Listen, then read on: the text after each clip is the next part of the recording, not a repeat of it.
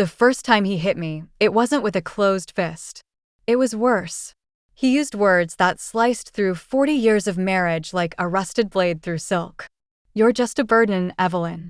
That night, I bled from the mouth, not because of a punch, but because I bit my lips so hard trying not to scream. Hi everyone. My name is Evelyn Moore. I'm 64 years old, and I've lived in suburban Virginia my whole life. Today, I want to tell you the story that almost killed me, and how I survived, rose, and changed everything. Before you continue, hit the subscribe button, like this story, and tell me in the comments where you're watching from. Have you ever been betrayed by someone you built your whole life around? We were the perfect couple on the outside. Charles ran a successful financial firm. I was the lady who baked for the neighbors, hosted Thanksgiving dinners, and never missed church on Sunday. I gave up a career in art for him. He promised the world. But I started noticing little things. He stopped touching me. My favorite meals were too fatty now. His phone was always on airplane mode. Alina, our new maid, wore lip gloss and stilettos just to vacuum. I ignored the signs. That's what we do, don't we? We tell ourselves he's stressed. Work is hard. I'm older now, but I wasn't crazy. One night, I found a red thong under the guest room pillow. My hands shook as I held it. I hadn't worn lace in 15 years. When I asked him, he laughed. "Don't flatter yourself, Evelyn. You think I still get hard looking at you?" That night, the verbal abuse turned physical. He slapped me. Hard. My hearing went fuzzy, like I was underwater. Then he locked the bedroom door and said I was sleeping in the basement from now on with the spiders, where you belong. I tried to tell Lacey, our daughter. She said, "Mom, Dad's under stress. You always overreact." Even she didn't believe me. She worshipped him. I slept for 3 nights on a cold cement floor. Alina brought me toast once. Not out of kindness, just to mock me. "You look like old dog now," she whispered. It got worse. He changed the will. He drained our joint account. He forged my signature on divorce papers I never saw. And 2 weeks later, while I was out buying groceries with the $14 cash I had left, I came home to find rose petals leading upstairs. I followed them. There they were, Charles and Alina on my bed, surrounded by candles. Married. Drunk. Laughing. I blacked out. When I woke up, I had a broken wrist and 3 stitches on my scalp. He said I fell. But the neighbor heard my screams. She called the cops. They did nothing. They said there was no evidence. I started keeping a journal. Recording everything. Voice memos. Hidden cameras. I was silent. But I wasn't stupid. What's the worst part of aging, you ask? It's not the gray hair. Not the joint pain. It's becoming invisible in your own home. One night, he pushed me down the stairs. I didn't move for hours.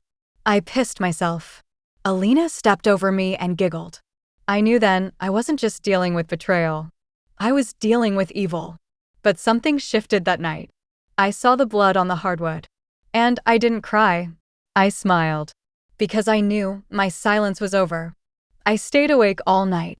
Lying flat on the cold floor at the bottom of the stairs, I stared up at the cracked ceiling, whispering the words, "You're not dying like this, Evelyn. You're not done." By morning, my back screamed. My wrist was purple, maybe fractured. My left eye had blood in the corner.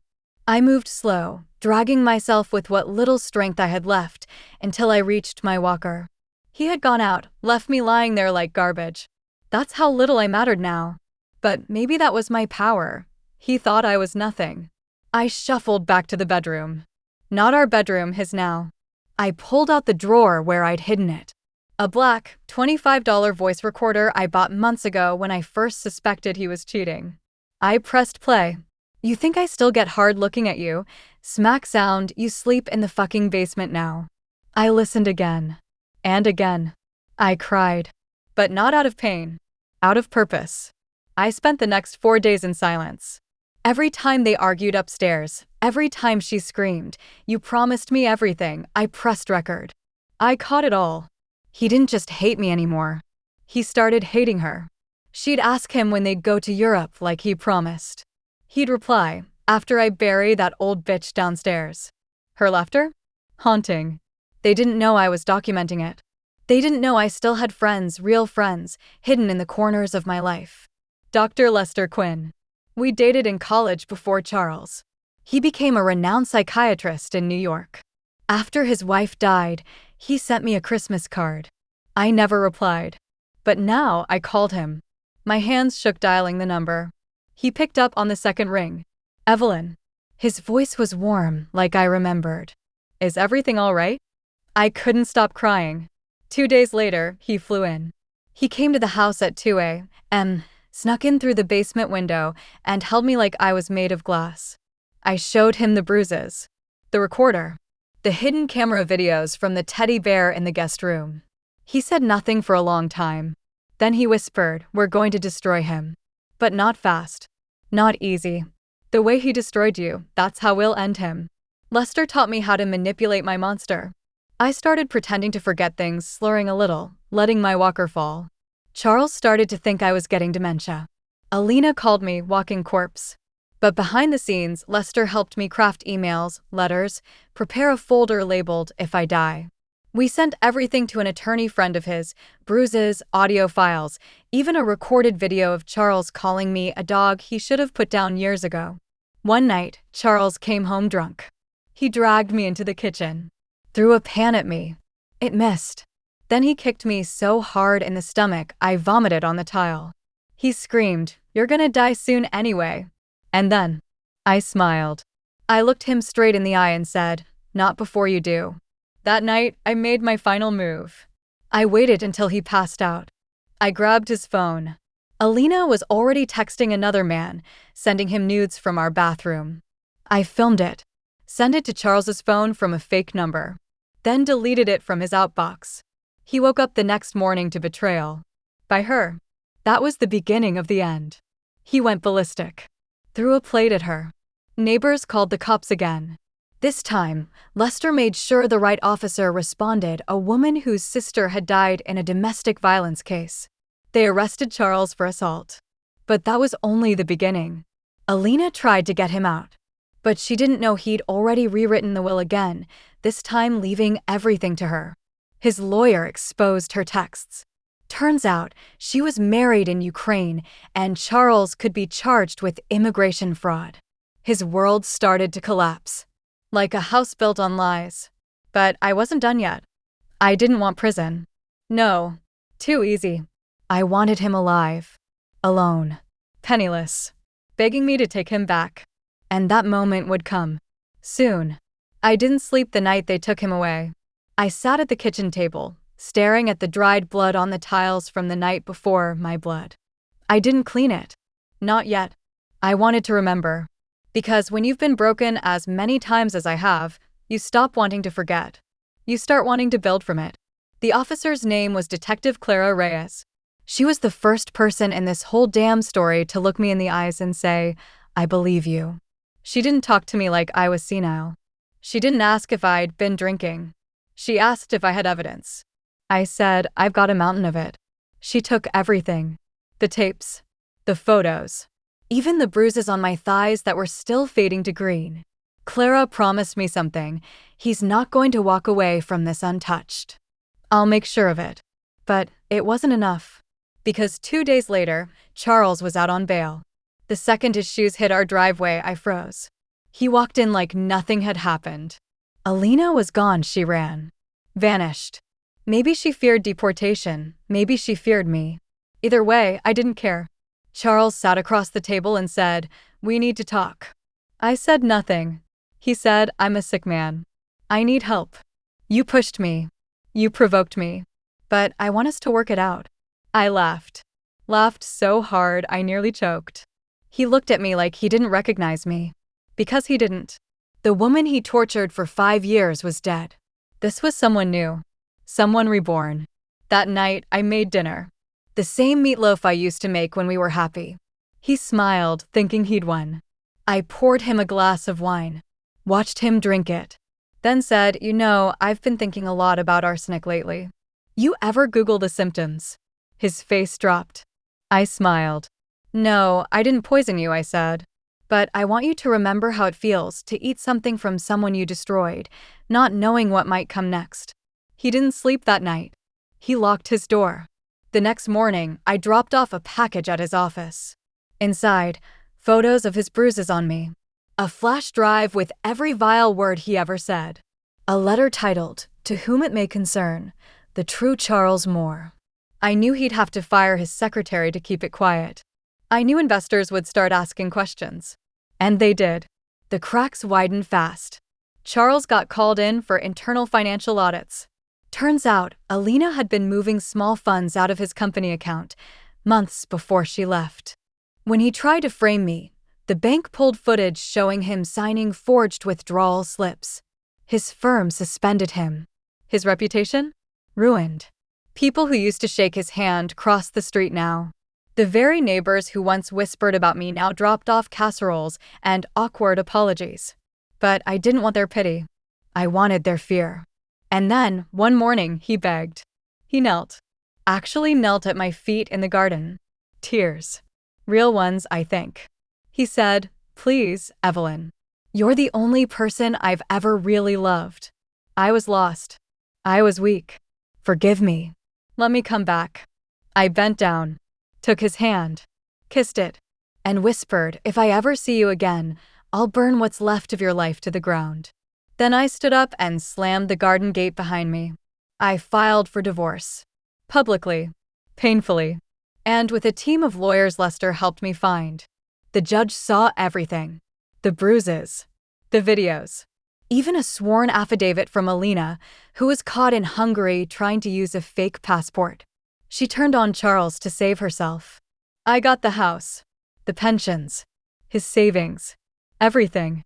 Charles was left with a $900 car and a bank account frozen for investigation. But it wasn't over. No, my dear friend.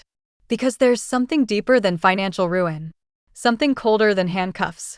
I wanted him to feel insignificant. Forgotten. Irrelevant. So I started telling my story. Online. On camera. Right here. And thousands of women started watching. Commenting. Sharing. Some whispered, "Me too." Others shouted, "That's my life." Charles watches every video now. I know because he texts me sometimes. Little messages like, "You lied. You'll regret this. I miss you." I never respond. But I smile. Because he doesn't own my voice anymore. I do. I stood in front of the mirror for a long time. My face, bruises faded now, bones thinner, skin sagging in places that used to be tight. But behind my eyes, a wildfire. It was strange, looking at myself and seeing someone I hadn't met in decades. Not Charles's wife. Not Lacey's mother. Just Evelyn. And for once, I wasn't ashamed of her. A week after the court ruling, I found something on my porch. A white envelope, no return address. Inside was a single photo. Me, leaning on my walker, bent over in the garden, wearing an old nightgown. The message on the back read, "You may have won the court, but you're still mine." No signature. No mistake. It was him. Charles. I went inside and locked every door. Pulled the curtains shut. Sat in the kitchen with a hammer in my hand like I was waiting for war. He wanted to scare me. He wanted me to retreat. But it only lit a deeper fuse. That night, I went into the attic. There was a box I hadn't opened since my mother died. Inside, her rosary. A faded photo of her standing proud with a black eye. A yellowed notebook with one line scribbled on the last page. "He broke my ribs, but I still made breakfast." Why? Because I didn't think I had a choice. I wept like I hadn't in years. Then I wrote underneath it, "You did, Mama." And now, so do I. The next day, I walked into a gun safety course at the local range. Yes, me. Evelyn Moore. 64, wearing orthopedic shoes and carrying a notepad. The instructor, a veteran named Shane, asked if I was there for a women's self-defense flyer. I said no. I said I was there to never feel afraid again. I passed the course. Bought pepper spray, a stun gun, and a .38 revolver. I wasn't going to wait to be rescued anymore. A few days later, I got a call. From Lacey, my daughter. She hadn't spoken to me in over 6 months. Not after she blamed me for ruining Dad's life. Now she was crying. Mom, she sniffed into the phone. I'm sorry. He showed up at my work. He was drunk. Screaming. Saying you were brainwashing people online. He said he's going to fix you. He scared me. My heart didn't soften. Not entirely. But I said, do you believe me now? Long silence. Yes, she whispered. That night, she came home. To my home. And for the first time in years, she saw the bloodstains I had refused to scrub off the kitchen tile. She covered her mouth. Collapsed into my arms. We cried together. And I forgave her, not for him. For me. But Charles didn't stop. He emailed local news stations accusing me of slander. He showed up at my book club and stood outside in the rain for an hour until someone called the cops. He was unraveling. And the best part? He did it all himself. I didn't have to lift a finger. Because men like Charles? They don't know how to survive after power is taken away. Then came the fire. 3 weeks after Lacey moved back in, we woke up at 3:17 a.m. to the sound of glass shattering. The back porch was ablaze. Lacey screamed. I pulled her out the front door as smoke poured in behind us. The fire department said it looked like someone broke a window and tossed in a bottle full of accelerant. They couldn't prove who did it. No prints. No camera angle good enough. But I knew. And this time, I wasn't going to wait for justice. I was going to deliver it. That day, I made one more video. I sat in the center of the burned kitchen. Face raw. Voice calm. I told the world everything. The abuse. The betrayal. The blood. The fire. The man behind it all. I said, if something happens to me, you know where to look. His name is Charles Moore. He lives at 1173 Mulberry Lane. He used to hit me. Now he stalks me. And if I go missing, it's because he finally finished what he started. It went viral. Millions of views. By evening, the police were back at his door. By morning, they found more than they expected. They found the basement.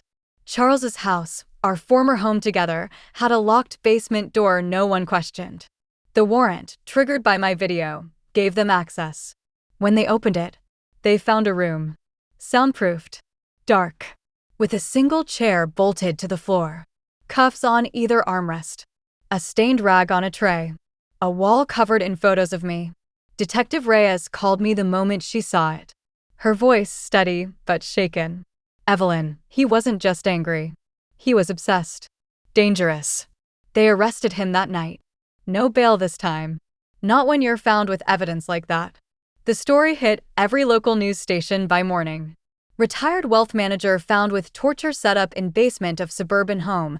Elder abuse survivor speaks out in viral video that brought down her husband. My phone exploded. Old neighbors. People from church. Even strangers. And with every interview, every article, more women came forward. Women who'd been silenced. Gaslit. Beaten behind the walls of picture-perfect homes with white fences and bloody floors. But with attention came consequences. Lacey got threats. Emails from anonymous accounts saying she was a traitor to her father. I received packages. One was a dead bird. Another was a charred photo of my wedding day. I told the police. They said it might be supporters of his or just trolls. But stay alert. Stay alert. I had been alert for 40 years. Now I was done hiding. With Lester's help, I signed with a local production company. They offered to tell my story, my full story, on film. Not dramatized. Not softened. Raw. Brutal. Real. And I said yes. Not because I wanted revenge anymore. Because I wanted impact. If a woman watches and feels less alone, just one, then I win. The day Charles's trial started, I wore red. Not black. Red like the blood he spilled. Red like the fire he started. Red like the war he lost. He saw me walk in hand with Lacey on one side, Lester on the other. His eyes were hollow. No more arrogance. No more control. He looked small. And that's when it hit me, this was never about punishing him. It was about showing every woman who ever stayed too long that there's life after being broken. The trial revealed everything: his affair with Alina, the physical abuse, financial manipulation, attempted arson, and the hidden room. The prosecution called it a premeditated torture chamber. The jury only took 4 hours. Guilty. On all counts. Sentence: 32 years. He collapsed into the chair. Tried to speak. I stood up, faced him, and said, "You always said you made me. But look at me now. I made this without you. You tried to bury me.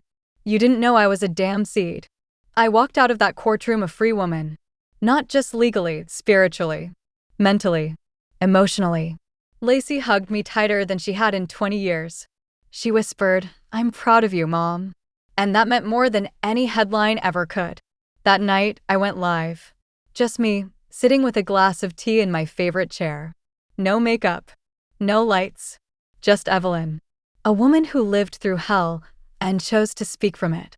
If you're watching this and you're over 60, if you've been silenced, beaten, betrayed, or just forgotten, this story is for you. Don't let age make you think it's too late. Don't let pain convince you you're not worth saving. I was 64 when I got my freedom back. I bled for it. And now I'm asking you to stand with me. Subscribe. Share this video with someone who needs it. And tell me, where are you watching from? Have you faced betrayal like this? How did you rise? The comments flooded in. From Michigan, New Mexico, Denmark, Brazil. Dozens of women writing, "Your story is my story." I thought I was alone. Thank you for surviving, so I know I can too. And that's when I knew this wasn't the end. It was the beginning of something bigger. You'd think the trial would be the end. The villain jailed. The daughter back home. The crowd cheering for the survivor. But life doesn't work like a storybook. Not for women like me. Because after the wolf is gone, you still have to walk through the forest.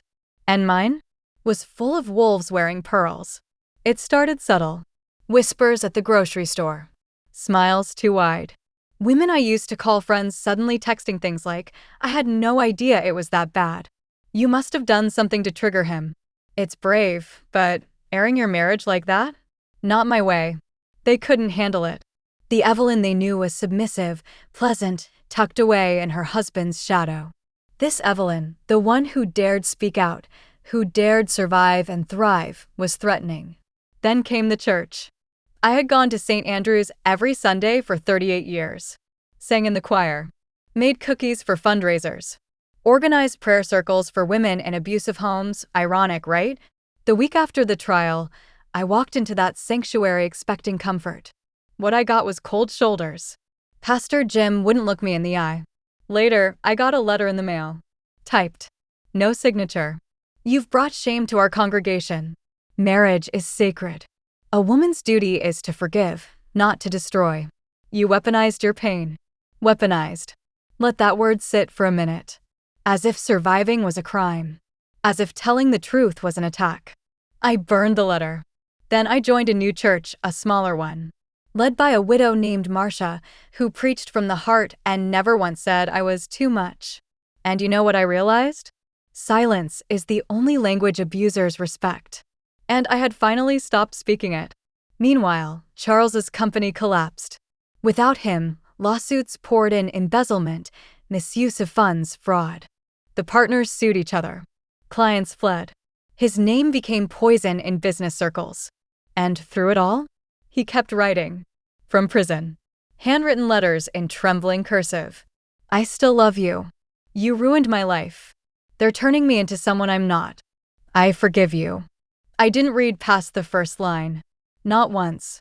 I donated every letter to an art exhibit on domestic violence at a women's shelter. Titled the display, "The Lies They Keep Writing."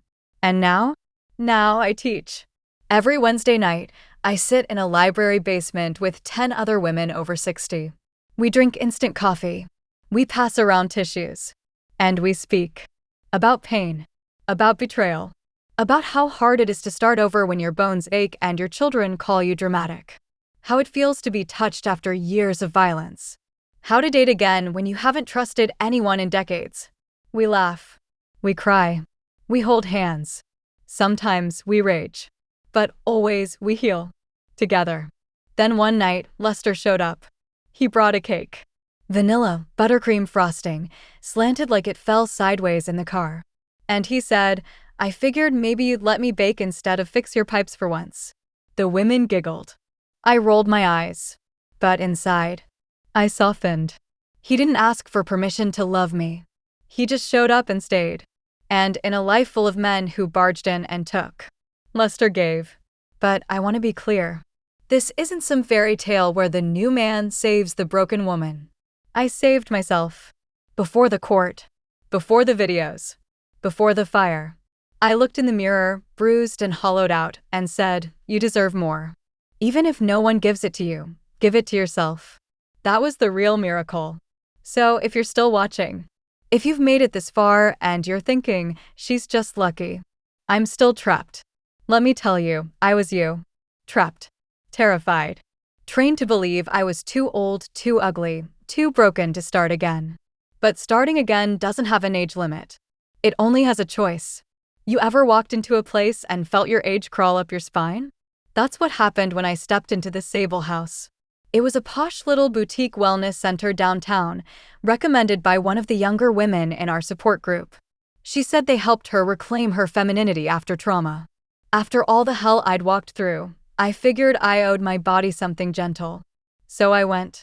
The place smelled like lavender and expensive regret. Gold-framed mirrors. Velvet couches.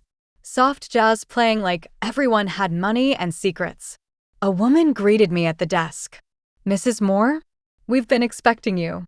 Her name was Vivian. Red lips. Eyes like polished ice. Maybe 50, but rich, tight-skinned 50, like she hadn't eaten a carb since Clinton left office. She offered me tea and asked questions I hadn't heard in years. "When's the last time you felt beautiful? Do you allow men to worship your existence? Have you forgiven your body for aging?" Forgiven? I sipped the tea and smiled. But something inside me shifted. The next few weeks, I went back. Every Tuesday. They offered healing massages, goddess therapy, even rage dancing under red lights. And I felt something. Not joy. Not peace. But a buzz. Like I was being rewired. Vivian whispered affirmations in my ear. "You were built for more than surviving, Evelyn. You were built to rule. Forgiveness is weakness in silk. Power is the only apology you'll ever need." At first, I thought it was empowerment. But then came the next offering. A private women's circle. Invitation only. "We call it the Resting Flame," Vivian said. The room was pitch dark, lit only by black candles. 10 women in silk robes. No names. No introductions. Just a single question. What would you do to never feel powerless again? The answers weren't what you'd expect from women over 60. One said she wanted to poison her ex. Another wanted to blackmail her adult children for leaving her in a nursing home. A third had already burned her husband's car and said it felt better than therapy. They weren't victims. They were wolves in pearls. And I was strangely at home among them. Vivian took me aside that night. "You've been holding back, Evelyn." I've done everything, I told her. I exposed him. I rebuilt. I teach women. What more is there? She leaned in. What if you could make him feel it? Not just prison. Not just guilt. But that final unraveling. The kind of shame men like him never expect from a woman like you. She handed me a phone. "Dial this. Say nothing. Just listen." I didn't press it. Not yet. But I took the phone. And that night, I stared at it on my kitchen counter like it was a loaded weapon. 3 days later, I visited Charles in prison. Not for closure. Not for peace. For confirmation. He looked awful. Sallow skin. Trembling hands. The smell of a man who'd lost the illusion of control. He smirked when he saw me. "You miss me, baby?" Then he winked. The guard didn't flinch. I wanted to reach across the glass and crush his face into dust. Instead, I smiled. And I said, "You once told me I'd never be anything without you. You were right. I had to become everything in spite of you." He looked confused. Then he laughed. "You came all this way just to pout like a scorned." I stood up mid-sentence. Placed a photo on the glass. His secretary. Alina. Naked. In a hospital room. Pregnant. His face went pale. I leaned in. She filed a report. Said you forced her into it. You'll be tried again. Statutory coercion. His jaw dropped. Then I said, You made me bleed. Now you get to rot knowing your name is a warning label. I walked out of that prison with no regrets. But I never called the number Vivian gave me. Because revenge, real revenge, is rebuilding in front of the ashes, not hiding in the smoke. That night, I took the burner phone and dropped it into a cup of boiling water. Watched it fizz and sizzle like the final chapter of a book I would never reread. And now I speak across the country. Universities, shelters, elder care homes. I walk into rooms full of women with silver hair and invisible wounds. And I tell them, we are not done yet. We are not disposable. We are the fire they thought would never burn twice. They say trauma makes you forget things. But let me tell you something. There are certain sounds you never forget. Like the sound of your husband's hand slicing the air before it meets your cheek. The crack of bone on tile. The drip of your own blood hitting the linoleum. Or the click of a deadbolt from the outside. You don't forget. You store it. In the hips. In the spine. In the way you flinch when a door creaks open. After the prison visit, my hands started shaking again. Not from fear. From memories. See, when I walked out of that visitation room, I thought I'd close the chapter on Charles. But trauma doesn't end with a gavel. It keeps whispering. Every night, I had the same dream. I was trapped in our old laundry room. He was on the other side of the door. And I couldn't scream. Not because I didn't want to, but because I had forgotten how. I told Marcia, the preacher at my new church. She said, "Have you ever gone back?" Back where? To the house. The old one. I hadn't. It had been sold in foreclosure. A real estate flipper bought it, gutted it, renovated it into some open-concept hellscape with white quartz and gray laminate floors. But the bones? The bones were still mine. So I went back. Drove there on a rainy Tuesday morning. The new owners weren't home. The place looked soulless. Not haunted, wiped. Like someone had scrubbed the walls of all the screams. But in the backyard, I found something.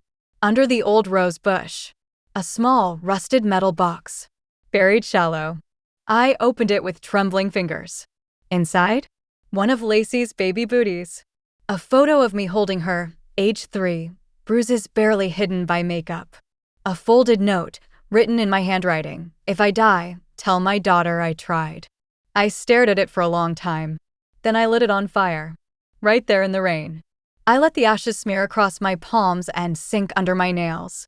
Put the rest of the soot in my purse. And I said out loud, this ends. Not just the pain, but the legacy. Because that's the part no one talks about, how violence becomes inheritance. It passes down like brittle bone disease.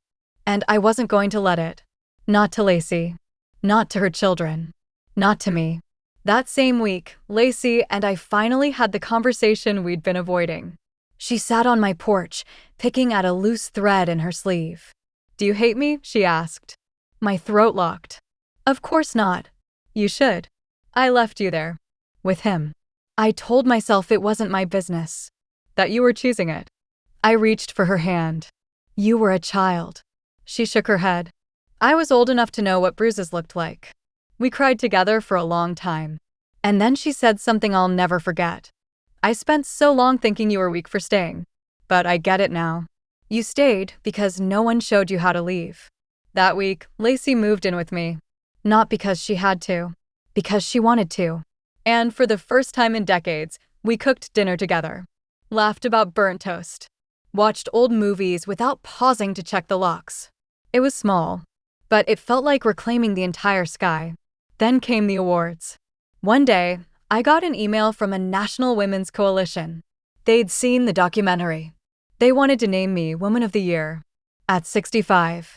I didn't even own a gown that zipped. But I went. And as I stood on that stage, lights bright, applause ringing in my ears. I didn't feel proud. I didn't feel glamorous. I felt like a ghost finally given a name. And I said to that room full of women, "You clapped because I made it." But don't forget, some women don't. Some never leave. Some leave in body, but not in mind. Don't celebrate me. Fight for the ones still silent. Later that night, I opened my purse to grab lipstick. The ash from the rose bush box was still in the corner pocket. It had smudged everything, my compact, my comb, even my lipstick. And I didn't clean it out. I kept it. Because that ash? It wasn't pain anymore. It was proof that I had burned the past and risen from it. It came on a Sunday. Rain again, always the rain. Like the sky remembered the bruises before I did. I was just back from church, humming under my breath, flipping through mail that was mostly junk, a coupon for dentures, a letter from AARP, and one white envelope. No return address. No stamp. Just my name, Evelyn M. Moore, all caps. The kind of writing people use when they want to control the tone. I froze. I don't know why. Maybe I knew. My hands shook as I opened it. Inside was a single sentence typed. The man you buried wasn't the one who died. I stood there, clutching the paper like it had venom in it. And then I laughed. Out loud. Like a madwoman. Because it had to be a joke. Or maybe someone's idea of a cruel prank. Charles was in prison. He had 3 years left. He wasn't dead. He wasn't buried. But something told me. This letter wasn't about Charles. It was about someone else. And something long forgotten. That night, I didn't sleep. I dug through my attic, dusty boxes, old receipts, forgotten memories sealed in mildew and rot. I found a photo album I hadn't opened in years. And in it, him. David. My brother. 5 years older than me. Died when I was 19. Or so I'd been told. He was the first person to teach me how to fight. How to climb trees. How to lie still when the belt came down and Dad had whiskey on his breath. Then one summer, David left. Said he couldn't take it anymore. Mom told me later he died in a bad place. Drugs, she whispered. But she lied. I found the address on the back of the photo. Written in David's messy teenage scrawl. Hillcrest Veterans Home, Fort Greene, New York. I called. No David Moore. But there was a Daniel McCree. Same age. Same birthday. I booked the flight before my hand could talk my heart out of it. I arrived the next morning. Hillcrest was a quiet place, wooden walkways, faded flags, men in wheelchairs feeding birds with crumbs of regret. And there he was. Sitting by the window. White hair. Bent back. Same eyes. David. My brother. He looked up as I approached. No recognition. Not at first. Then I said, "You promised you'd never let him touch me again." And the color drained from his face. We talked for 3 hours. He wasn't dead. He had faked it, took a friend's ID, and vanished after a bad beating from Dad. Said he couldn't take me with him. Said he planned to come back. But by the time he had the courage, I was already married to Charles. And he thought I'd chosen that life. So he stayed gone. I watched you speak on TV, he said quietly. You said something about fire and legacy. And I knew you were still her. Still my little sister. My hands trembled. You let me think I was alone. I let myself think you didn't need me, he whispered. Then he pulled something from his coat pocket. Another letter. I sent the first one. I needed you to know I was still alive. That you weren't the only one who crawled through hell. I didn't cry. I couldn't. I just sat there, looking at this ghost of my childhood. And I realized something terrifying and beautiful. We had both survived. But neither of us had lived. Until now. That night, back at my hotel, I called Lacey. Told her everything. She cried. Told me she'd booked the flight to meet him. Then she asked, "Mom, do you feel like this part of your story is finished?" I looked out the window. At the city I'd once thought would swallow me whole. And I said, no. It's just starting to feel like mine. If you've made it this far, bless your heart. Truly. And if you're watching this, I want to ask you something. Purple Circle, where are you from? Purple Circle, did you ever have someone disappear from your life without explanation? Purple Circle, did you ever survive something and wonder if healing was just another kind of battle? Tell me in the comments. And don't forget to subscribe, like, and share, not for me, but for every woman who thinks her story ended at 60. We are not finished. We are just getting dangerous. You'd think reconnecting with your long-lost brother after 40 years would bring some peace. A ribbon on a box of trauma. But trauma doesn't tie up neatly. It frays. And it unravels again the second you stop watching it. That week, I started receiving more letters. No envelope. No stamps. Just slid under my door. Typed. No signature. You should have buried your past, not your shame. The truth is colder than prison bars. He's not the only one who watched you bleed. And the last one? It came wrapped around a single pearl earring. My stomach dropped. That earring was mine. I had lost it the night Charles first beat me into unconsciousness. The night I had crawled, bleeding, to the bathroom floor, trying not to die quietly. I never found it. Until now. I didn't tell Lacey. Didn't tell David. I told no one. Because some pain belongs in solitary confinement.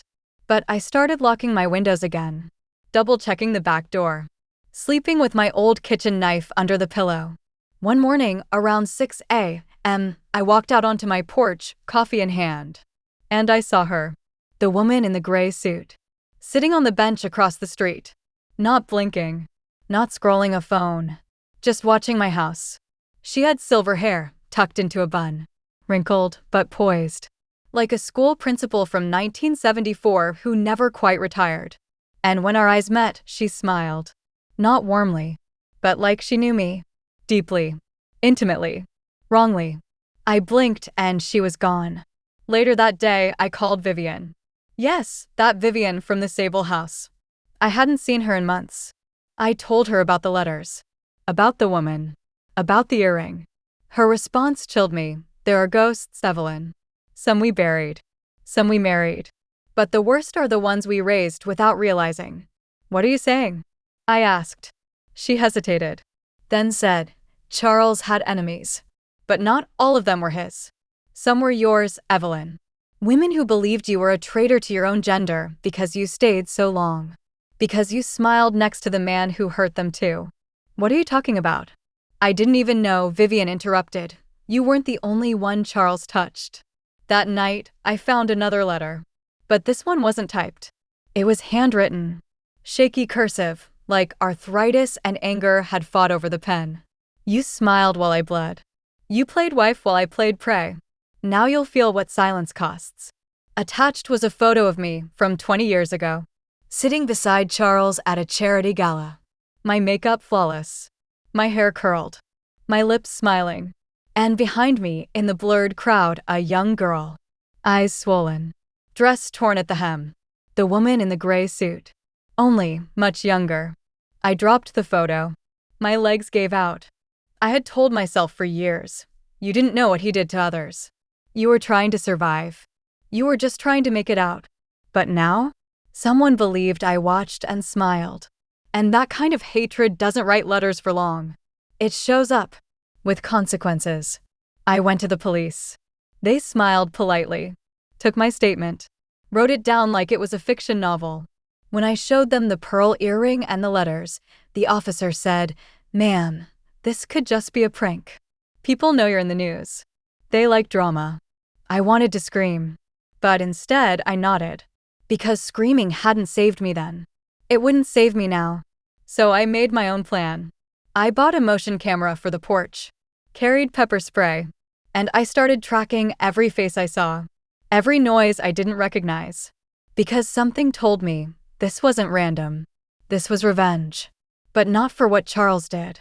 For what I didn't do. And in the deepest part of me, I wondered, had I been complicit by surviving the way I did? By dressing up the cage and calling it marriage? By kissing a monster goodnight while someone else cried behind closed doors? I found the answer 3 days later. In a name. A name from Charles's old law firm employee list. Margaret Ellen Shaw. Office clerk. Fired without cause. Age, 17 at the time. I remembered her. Quiet. Always wore long sleeves. Wouldn't make eye contact with Charles. And she had once asked me nervously if Charles was a safe man. I had said yes. I had said yes. I had said yes. I hadn't said her name in over 40 years. Margaret Ellen Shaw. The name alone made my chest cave in, like something was crushing my sternum from the inside. I'd known what Charles was like in private, but back then, I had convinced myself that the monster didn't leave the house. He never hit me at work events. He smiled in front of others. He bought flowers. He said yes ma'am to old women and please to the waitress. So when Margaret came to me, barely 17, with shaking fingers and bloodshot eyes and asked, "Is your husband a safe man?" I had smiled. And I said, "Of course, sweetheart. He's just strict. Strict. That word. That lie. That death sentence." Now, sitting alone in my kitchen, I stared at the image from that letter. Me in the foreground, smiling beside Charles. Behind me, a blurred face with terror in her eyes. That was Margaret. That was the girl I didn't save. The next morning, I went digging. Old files. Old emails. I even called Janice, the firm's old receptionist, now nearly 80 and living in a Florida trailer park. She remembered Margaret, too. "Oh, that poor child," she said.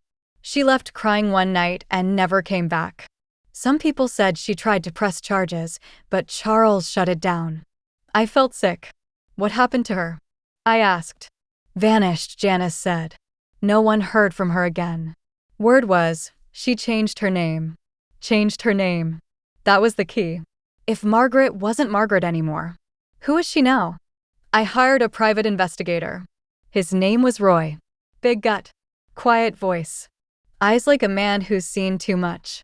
He took one look at the photo I had, nodded, and said, "I've seen faces like this before. They don't forget, and they don't forgive. You ready to open this wound, Ms. Moore?" I said nothing. I just handed him a check. It took him a week. 7 days of waiting. And then came the call.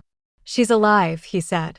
Changed her name legally in 1990 to Miranda Ellis. Currently living in Portland, Oregon. Recently widowed. Retired librarian. I felt my stomach twist. Portland. The woman in the gray suit had a Portland accent. How did I not hear it? How did I not recognize her? Because pain makes people disappear in plain sight. She was Margaret. She was the woman in gray. And she had come to punish me. I flew to Portland. I didn't tell Lacey. Didn't tell David. I didn't want forgiveness. I wanted to look her in the eye. To say something. Even if it meant being spit on. Even if it meant being hated. I found her house. Simple. Clean. Red bricks. A porch swing. The kind of home that pretends nothing ever happened in it. I stood at the bottom step for a full 5 minutes before knocking. She opened the door slowly. And she knew me. Right away. Not a flicker of hesitation. "You finally found me," she said. I nodded. Neither of us smiled. She stepped aside. "Come in." We sat across from each other. A cup of untouched tea between us. Silence like thunder. "I should have seen it," I said. She didn't flinch. "I showed you," she said. "I asked you." I begged with my eyes. "I didn't understand." "You didn't want to." Silence. "I'm sorry," I whispered. Her lips curled into a bitter smile. "You think sorry is a bandage? You think it erases the nights I bled alone in the shower? The job I lost? The therapy bills? The way I couldn't let my husband touch me for 20 years because I still smelled him?"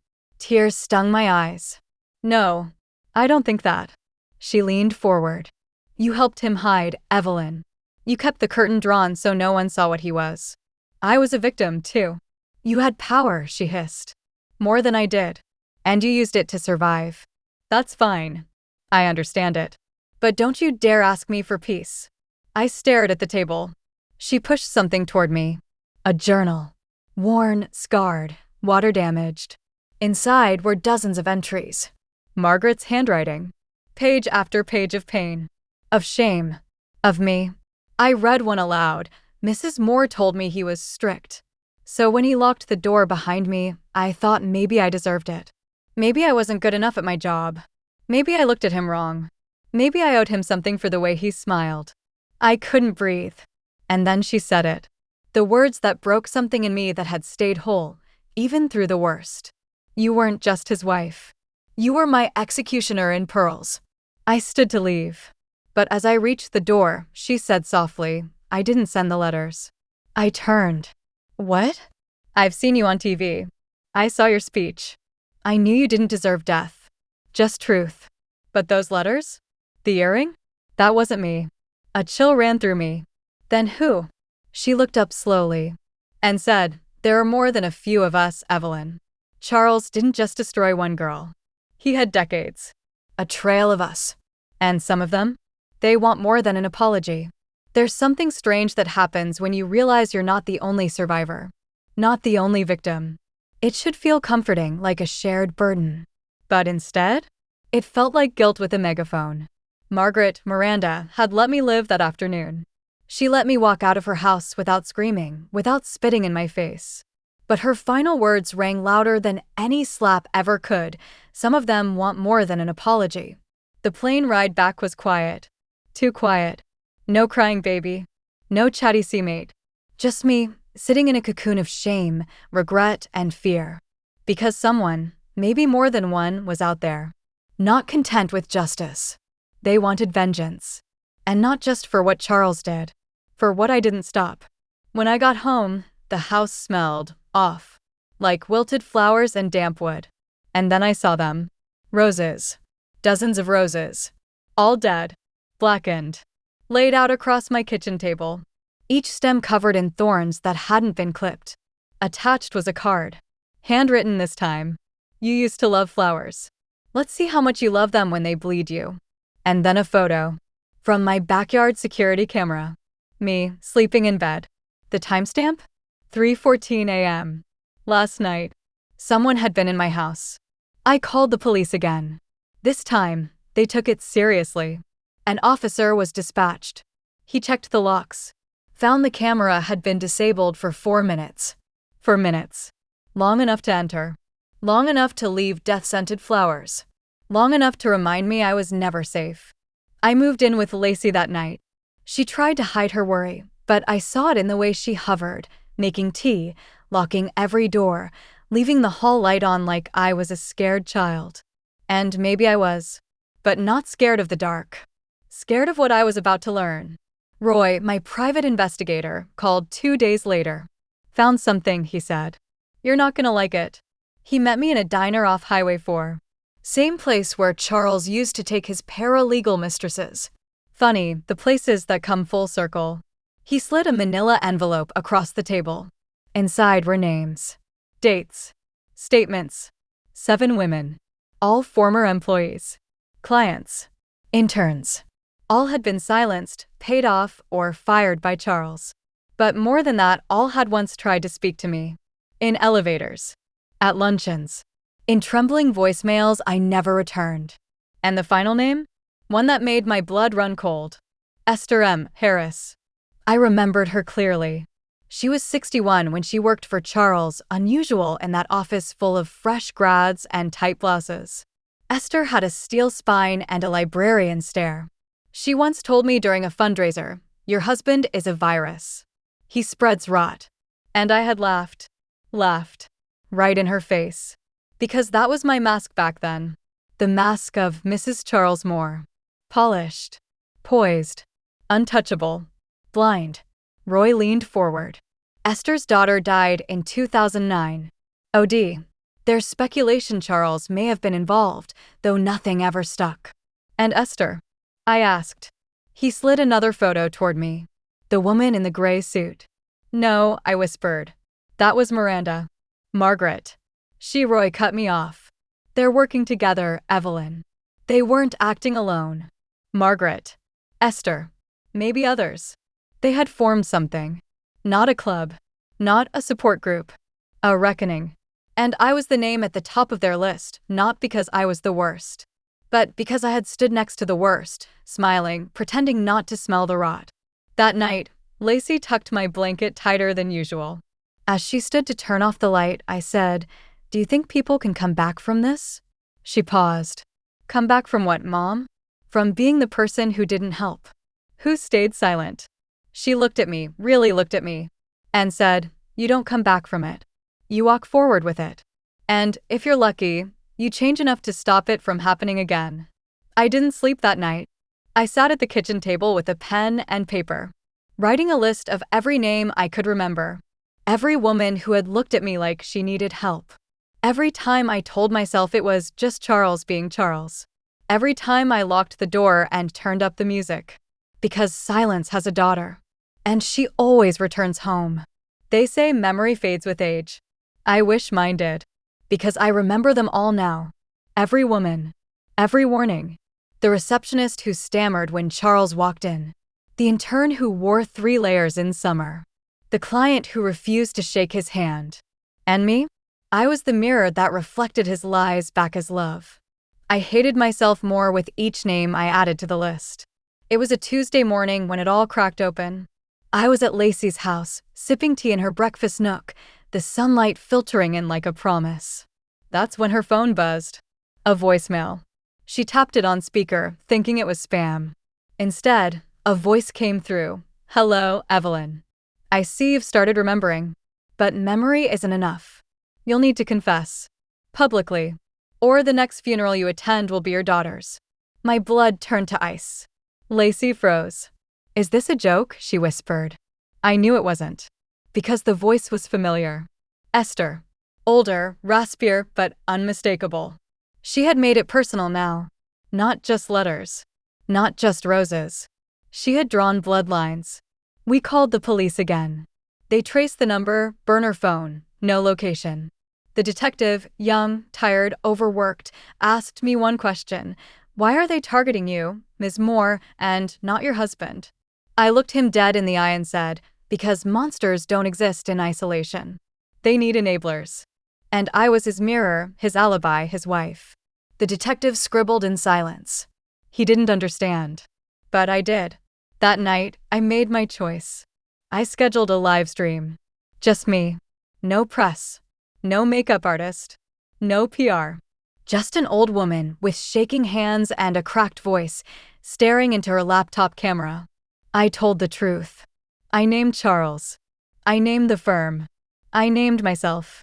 I said, I knew something was wrong. I saw bruises. I heard rumors. And I still smiled beside him. Because comfort was easier than courage. And then I turned to the camera and spoke directly to the women who were hurt by Charles, by me, by the system. I don't ask for forgiveness. I ask for your vengeance to stop with me. Not my daughter. Not my family. Just me. I'm right here. You want a reckoning? I won't run from it. And at the very end, I said, "Movie camera, if you're watching this, please like, share, and subscribe. Comment below where you're from, and if you've ever stayed silent when you shouldn't have, tell me your story. Let's break the silence together." Then I ended the stream. And I waited. The next morning, a package arrived. No return address. Inside? A cassette tape. Old. Warped. Labeled only with one word, "Listen." Lacey didn't want me to play it. But I had to. I bought a small tape player at a thrift shop and locked myself in the bathroom. I pressed play, and the voice that filled the room made my knees buckle. It was Charles. Younger. Confident. Laughing. No one believes victims, especially not when they're poor or too pretty. That's why I keep Evelyn around. She softens the suspicion. Another voice entered Esther. Esther's voice. Calm. Measured. Cold. "And she still thinks you love her?" Charles laughed again. "She's so desperate for love, she'd believe the devil himself if he brought her tea." I vomited. Right there on the bathroom floor. Because that was who I was. Desperate. Blind. Used. That tape had been recorded without his knowledge. Esther had worked him. Just like I had been worked. Only she'd survived it with evidence. I played it 3 times. Then I called the DA. 3 days later, I sat in a courtroom. Not on trial, but as a witness. The charges against Charles were being reopened. The women who had stayed silent for decades were stepping forward. All because of one thing, I finally did too. But it wasn't over. That night, I received one final note. Typed. No signature. "We see you, Evelyn. And while we cannot forgive, we will no longer haunt. The dead will bury themselves now. You may live." I used to think healing was a finish line. A ribbon you burst through at the end of a marathon of misery. But it's not. It's a hallway. Long windowless. Lined with mirrors that force you to look at yourself over and over, every version you were and every version you ran from. And I was about to walk that hallway. Step by aching step. The trial against Charles became national news. Every woman who had suffered under his charm and cruelty came forward like dominoes tipped by truth. 1, 2, 7, 11 women. Some testified behind screens. Some via video.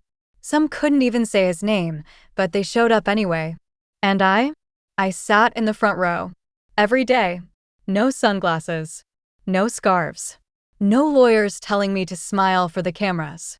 I wore black every day. Not for mourning. For the funeral of who I used to be.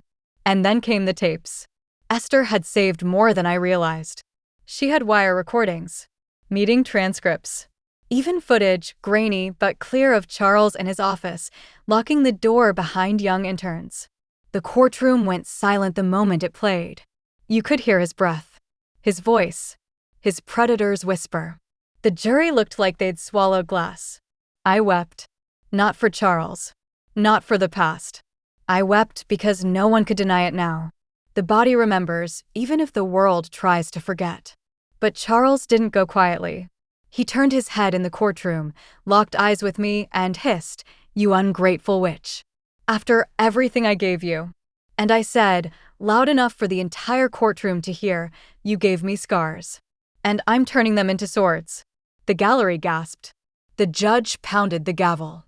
But I didn't flinch. After court that day, Lacey found me on the courthouse steps, staring into the distance. "Mom," she said, "you're becoming something else."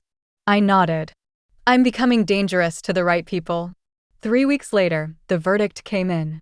Guilty. On all counts.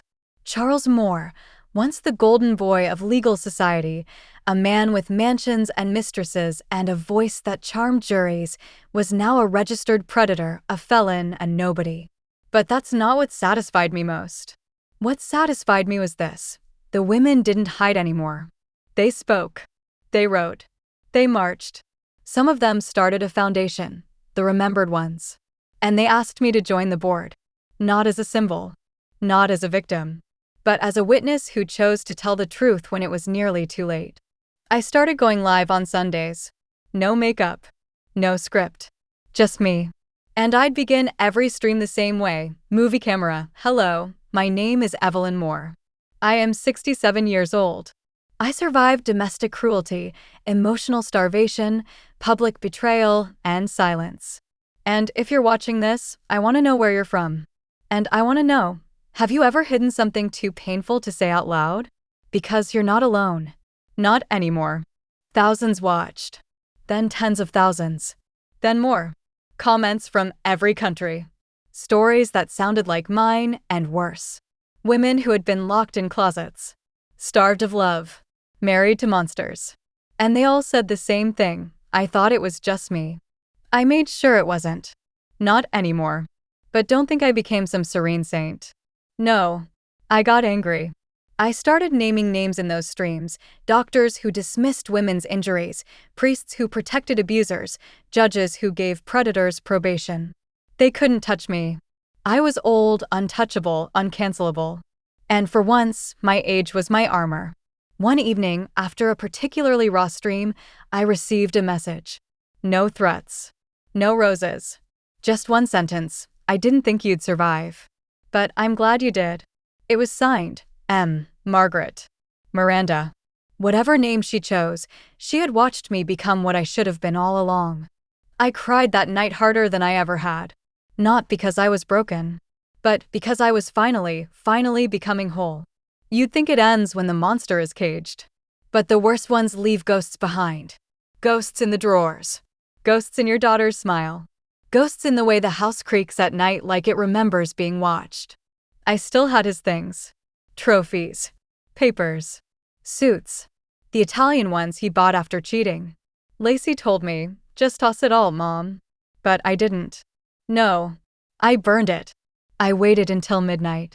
Took a bottle of lighter fluid and the iron fire pit Charles bought for his backyard Scotch parties. I laid out every remnant of him like a ritual. The cufflinks. His favorite silk tie. A framed photo of us in Paris, where he drugged me to keep me docile before a bored dinner. And the box. The one I found hidden under the floorboard of our closet. Inside were photos. Of them. Him and the maid, Carla. Naked. Laughing. Some taken while I was in the hospital after a fall he caused.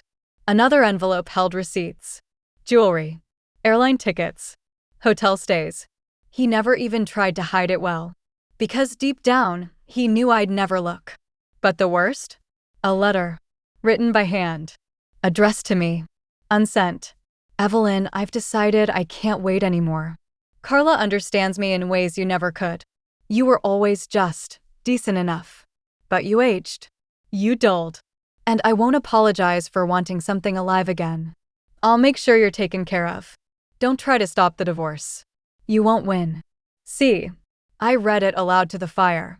And then I let it catch. Each page curled like a sinner's breath. Every flame whispered, he's gone. He's gone. You're free. But freedom doesn't come quietly. The next morning, I woke to sirens. I thought it was a dream. Then the doorbell rang. Lacey opened it, her face white as chalk. Mom, it's the police. They found a body. Burned beyond recognition. Male. Estimated age? Late 60s. In a remote cabin in Vermont registered under Charles's fake LLC. Dental records would take time. But next to the body, they found a scorched Rolex. Custom engraved. I knew the engraving by heart, to Charles A. Lyon among men. The firm. I stared at the detective. Are you saying? Charles is dead. He hesitated.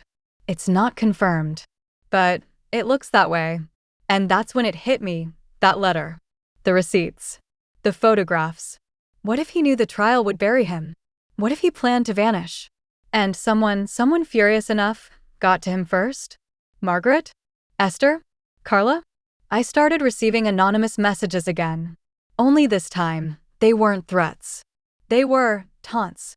Men who bury the living often end up in the earth themselves. Ashes don't lie. We warned him. He didn't listen. Now the fire listens for him. I didn't go to the press. I didn't run to the police. I sat with it.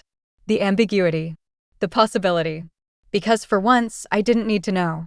He was either dead, or he was being hunted by women more powerful than I ever dreamed of being. That night, I looked into the camera for my live stream. No makeup. Gray roots showing. Wrinkles deep as trenches. And I said, movie camera, there comes a moment when the women they forgot, the women they discarded, the women they called past their prime, become the storm.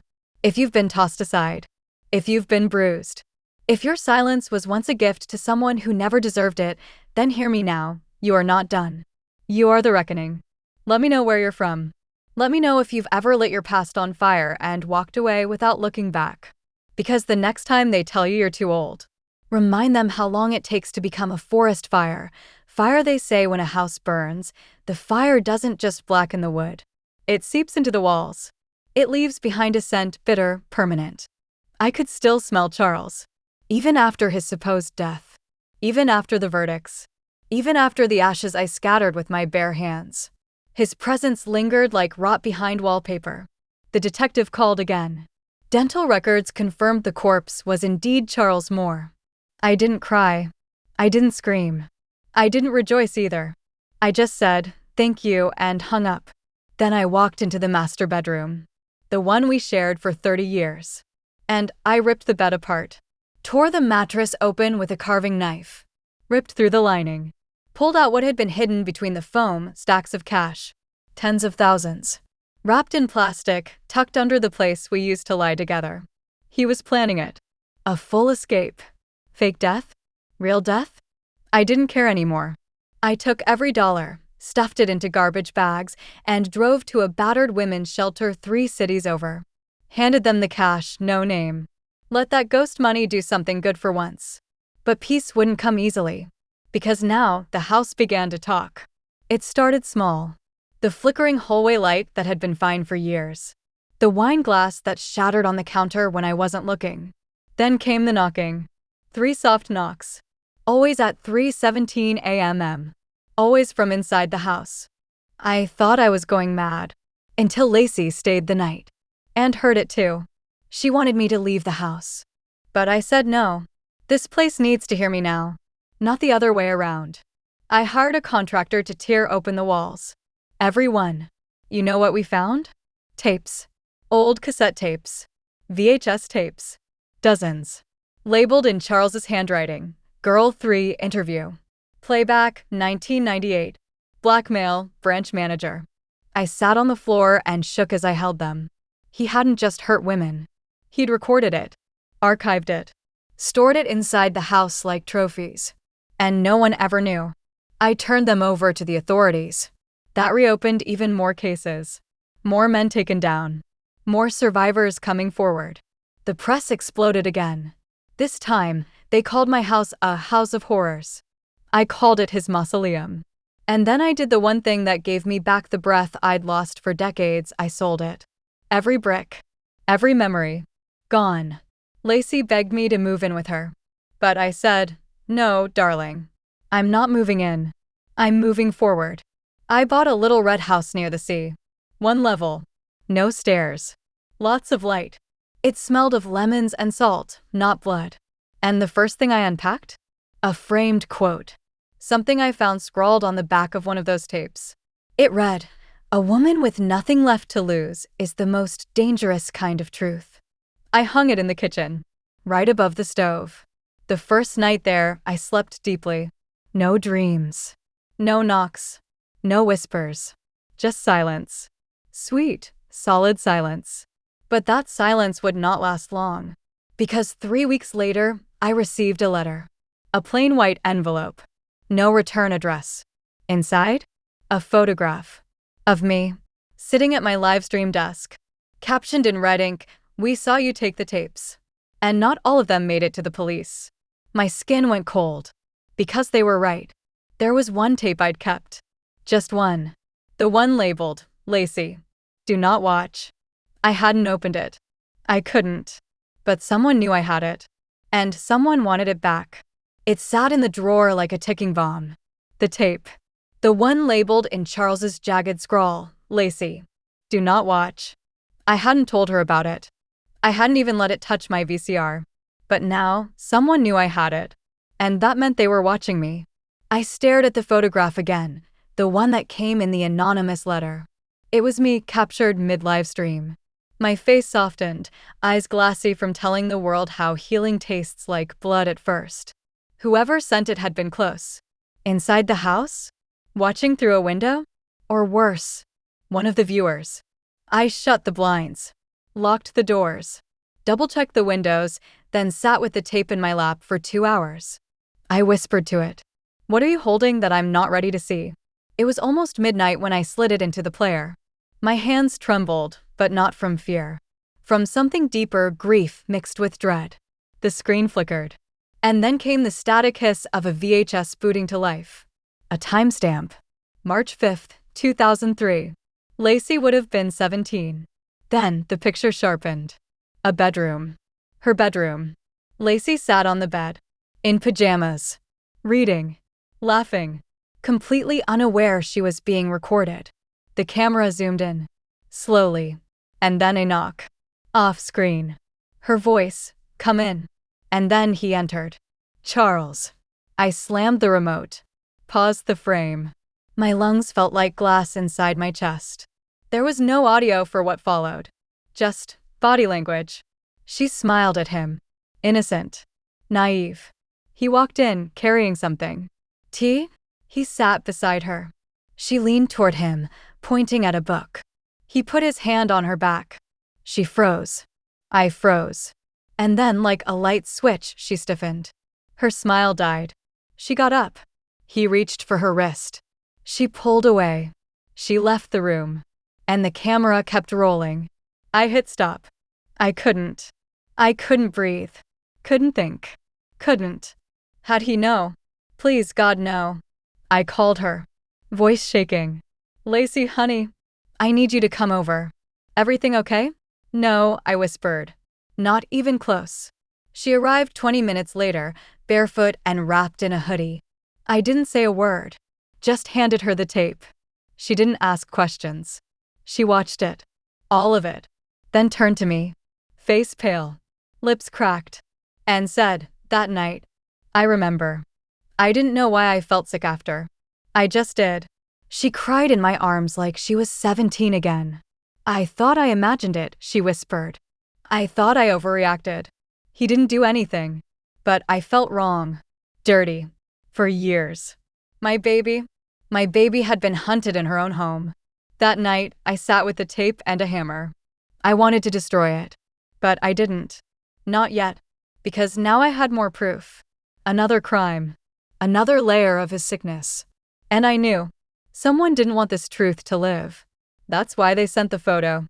That's why they were watching. They were trying to scare me into silence. But I was done being scared. The next morning, I mailed a copy of the tape to my attorney, another to the state's prosecutor's office, and one to a private archive I trusted. Then I live-streamed. Movie camera, to the cowards watching me, you tried to warn me with a photo. Let me return the favor with the truth. You are not invisible. I know what you're trying to bury. But I am the shovel. And I'm not digging a grave. I'm digging you out. So keep watching. Because I'm watching back. An hour later, the electricity in my house shut off. The landline cut. My phone dead. Not by accident. Someone had breached my power box. And they were getting closer. But they forgot one thing. This time, I wasn't alone. Lacey was staying with me. And she had something her father never accounted for: rage. Mom, she said that night as we held flashlights in the kitchen, maybe the question isn't who's doing this, but who's still out there, still loyal to him. She was right. Charles may be dead. But monsters leave followers. Disciples. And I was about to find out how many of them were still walking in his shadow. They thought the monster was buried. But some monsters don't stay dead. And the ones that worship them? They'll claw through soil to finish the job. After the tape, after the blackout, after the photo, I finally understood this wasn't over. Not even close. I went to the police with the threats. The tape. The footage of Charles watching Lacey from the shadows. They nodded. Took notes. Said they'd look into it. But I could see it in their eyes. They thought he was dead. The danger over. I was just some overdramatic widow poking around in embers. So I stopped asking for help. And I started hunting. The first clue came from Charles's safe deposit box. It had remained untouched, sealed under court order. But when they finally gave me access, I found what looked like an old leather-bound ledger. Inside were names, numbers, dates, and symbols: triangles, circles, XS. His network. Victims? Accomplices? I dug. Cross-referenced. And one name appeared 5 times. Circled in red. Underlined with the word, protector. Alan Beckford. His business partner. His lifelong friend. Godfather to Lacey. I thought of all the times Alan visited us. The dinners. The boys' retreats. The way he looked at me, too charming, too smooth. And the time he slipped a hand around Lacey's shoulder when she was barely 16. I'd brushed it off then. But now? Now, it made my blood run cold. I did what I'd never done before. I followed him. Sat in my car for 6 hours outside his condo in Manhattan. He lived in a top-floor unit, penthouse gated. But I saw him leave, tan, fit, late 60s. Expensive watch. White silk scarf. And a young woman beside him. Couldn't have been older than 21. She looked like I did, once. Before 30 years of hell carved me hollow. She laughed nervously. He touched her lower back. My stomach turned. I followed them to a members-only club in the city. Didn't even try to hide it. And when I walked up to the valet with confidence and name-dropped a false, Mrs. Whitmore, he let me in without blinking. Old money gets you past most doors. I found Alan at the bar. His hand was on her knee. I stepped between them. Hello, Alan. He blinked slowly. Well, Evelyn. Didn't expect to see you here. I'm sure you didn't. The girl stood. Is everything okay? I'm sorry, sweetheart, I said. Did he tell you he's under investigation for accessory to child exploitation? She paled. Alan's jaw locked. Evelyn, you need to leave. I leaned close. I found the tapes, Alan. I found the ledger. I know everything. And you're next. He smiled. But it didn't reach his eyes. You think anyone will believe you? You're just another bitter widow. I pulled a USB from my purse and dropped it in his drink. Then I guess you won't mind if I livestream this conversation. In fact, maybe I already am. His face changed. Real fear. Real hate. Then he stood and left. I didn't livestream. Not then. But the bluff worked. And that night, I received another letter. No envelope. Just folded into the gate of my house. One sentence. You should have stayed quiet, Evelyn. You have no idea how deep this goes. I called Lacey. She was at her apartment across town. No answer. Again. Again. Voicemail. I raced to her place. The door was ajar. Her phone sat on the counter. Still playing music. The kettle boiling. But no Lacey. And then my phone buzzed. Unknown number. Video message. I opened it. Lacey. Blindfolded. Mouth taped. Sitting in a chair. Behind her, Alan. He held a knife in one hand. A lighter in the other. He leaned close to the camera. You wanted to dig up the past, Evelyn? Now burn with it. Then darkness. I dropped the phone. Collapsed. Screamed until my throat split. But grief? Grief is gasoline to women like me. They took my husband, they broke my body, they silenced my youth, but they would not take my daughter. I went to my car. And from the glove box, I pulled something Charles never knew I'd kept. A 9mm pistol. Registered in my name. Bought 22 years ago. The same day Charles accidentally broke my wrist. If they wanted a reckoning, they just found the woman ready to deliver it. They took her. My daughter. The last living piece of my soul. And they thought I'd crumble. But I didn't. I sharpened. I played the video over and over again. Every frame. Every flicker of light behind Lacey's chair. Every reflection in Alan's glasses. I'd been a prisoner for decades. But a caged woman learns how to see. There. In the corner. A small window. Industrial glass. Metal grate. The walls cinder block. A flickering exit sign in the reflection. Half-lit. I remembered that sign. It belonged to an abandoned storage facility near the edge of New Haven, where Charles used to keep old company files. Or so he claimed. I drove fast. Too fast. Didn't care. My phone buzzed again. Blocked number. This time, audio. Lacey. Crying. Screaming. Alan laughing. Then his voice, close to the mic. You have 2 hours, Evelyn. Bring the original tape. Or she dies screaming. I drove like fire was chasing me. Because it was. And in a way, it lived inside me now. The facility looked forgotten. Rust. Rats. Barbed wire curling like thorns across the gates. I pushed them open by hand. Metal sliced my palms.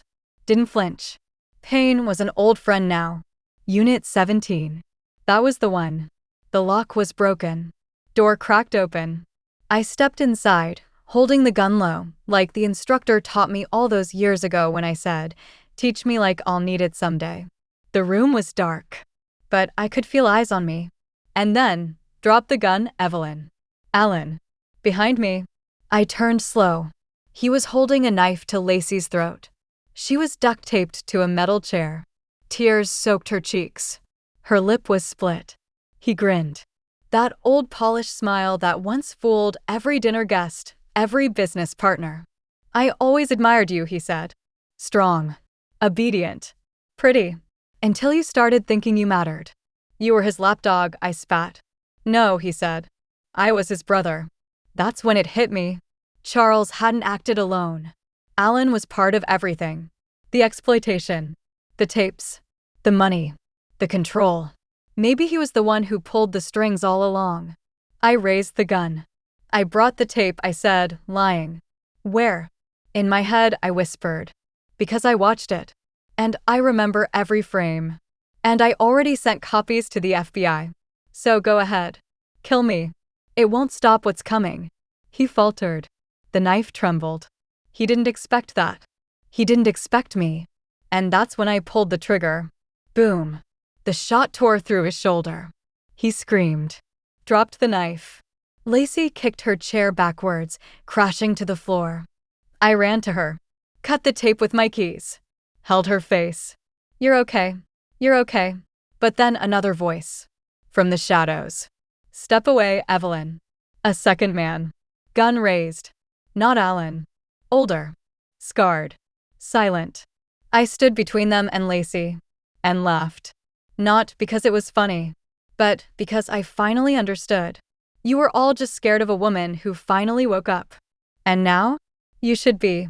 Suddenly, sirens. Floodlights. Helicopters. I didn't call them, but someone did. Because just as the second man stepped forward, a shot rang out from behind. SWAT? They stormed the unit, grabbed Alan, the second man, pulled me and Lacey to safety. Outside, under the flashing lights, I saw Detective Monroe, the one who didn't believe me at first. He looked pale, shaken. "I got your email," he said. "And the tapes. All of them." "We had no idea." "No," I said. "You never asked." He nodded, and then added, "There's going to be indictments. A lot of them. You broke this open." "No," I corrected. "I burned it down." Lacey and I sat in the back of the ambulance, blankets over our shoulders. She gripped my hand. "I'm sorry, Mom," she whispered. "For what?" "For not knowing. For not remembering." "For don't," I said. "You were just a girl." That night, I didn't go home. We stayed in a hotel on the coast. Windows open. Lacey slept beside me for the first time in 20 years. I didn't live stream. Not yet. I just sat in the moonlight and watched the sea. The waves didn't whisper peace. They whispered truth. And truth is not always soft. Sometimes it comes with blood. And vengeance. And the sound of a woman reclaiming the life they tried to steal from her. Before I begin this final chapter, I want to ask you something. Where are you from? Have you ever been betrayed like I was? If you're a woman over 60 or love one, drop your story in the comments. Let me know I'm not alone. And don't forget to like, subscribe, and share this with someone who needs to know. It's never too late to take your power back. 1 year later. The trial was public. Alan Beckford. 4 other men. 1 woman. All arrested, all exposed. Every one of them with ties to Charles's investments, his charities, and his private network. And the worst of it? Some of them were still in government. They buried it all under philanthropy and real estate. My husband wasn't just a man, he was an institution. But he didn't expect the foundation to rot. Or for me to light the match. Lacey moved back in with me. Only temporarily, she said. But I didn't mind. She cried in her sleep for the first 2 months. I'd hold her until she calmed down. No more silence. No more pretending it didn't happen. We spoke of it. Over coffee. On walks. In the middle of the night, barefoot in the kitchen. Because healing doesn't live in the shadows. It demands the sun. I started a foundation. Named it Women After Fire. For women who survived long marriages of abuse. For those abandoned after 60. For the ones who spent decades nurturing families that never protected them.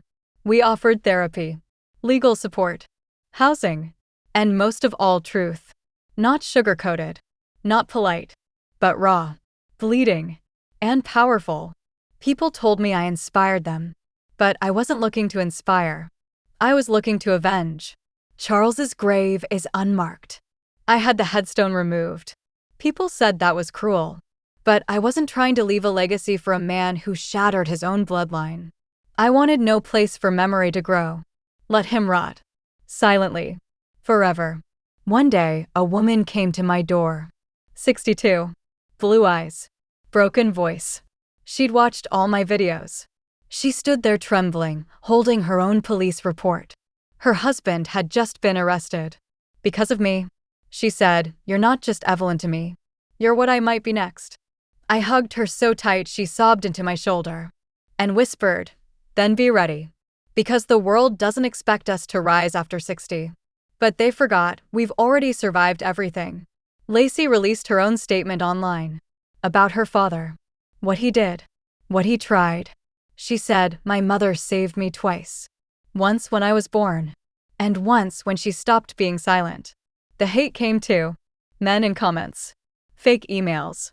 People who said I waited too long or made it up. But they didn't shake me. Because I'd already been bruised by a husband's fist. There's no troll alive that hits harder than a man who once promised to love you. And now?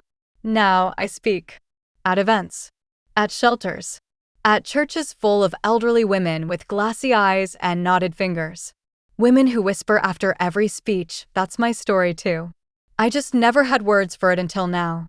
And if you're still watching, if you've come this far with me, I want you to do something. Tell me where you're from in the comments.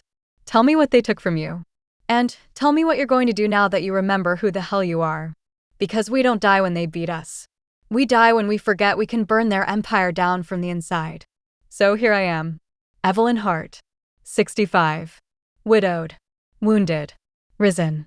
And if you ever need someone to tell you that it's not too late, that you're not too old, that your story isn't over, then let me be the one to say it. You're the storm they never saw coming. And I am the lightning that burned their house to the ground.